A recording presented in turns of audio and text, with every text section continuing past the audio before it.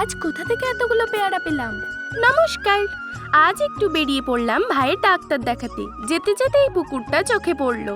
আগেই পুকুরটায় কত পদ্ম ফুল ফুটতো, কিন্তু মাছ মরে যাচ্ছিল বলে পুরো পুকুরটাই ক্লিন করে দিয়েছে। তারপরে মেন রোডের কাছে এসে দেখলাম দাদার নতুন দোকান তৈরি হচ্ছে। দাদার দোকানটা পুরো মেন রোডের পাশেই।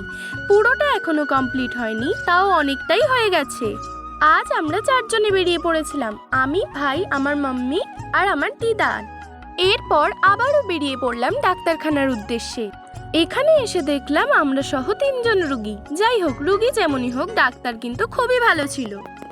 এরপর ভাইয়ের ডাক্তার দেখানো তাড়াতাড়ি হয়ে যাওয়ার কারণে একবার মাম্মির মাসির বাড়ি যাব বলে ঠিক করলাম এবং বেরিয়ে পড়লাম। দেখেছেন, গ্রামের দিকে এখনো কত মাটির বাড়ি। শহরের দিকে তো আর মাটির বাড়ি দেখাই যায় না। চলে এসেছি মাম্মির মাসির বাড়ি। মাম্মি ভেতরের দিকে গাড়িটা একটু সাইড করে দিচ্ছে। এবার আমরা ভেতরে যাব। আসতে না আসতেই চোখে পড়লো এই পেয়ারা ভর্তি গাছটা। মাম্মির মাসি অর্থাৎ সম্পর্কে আমার বড় দিদি। আমি যখনই পেয়ারাগুলোর কথা বললাম তখনই বলল, যত ইচ্ছা পেড়ে নিয়ে যা।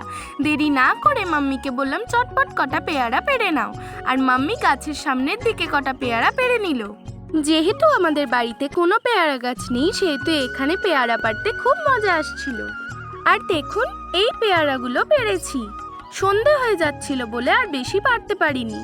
এক নতুন অভিজ্ঞতা। অবশ্যই জানাবেন কাদের কাদের এরকম অভিজ্ঞতা আছে। আমি ভালো আছি, সবাই খুব ভালো থাকবেন। টাটা।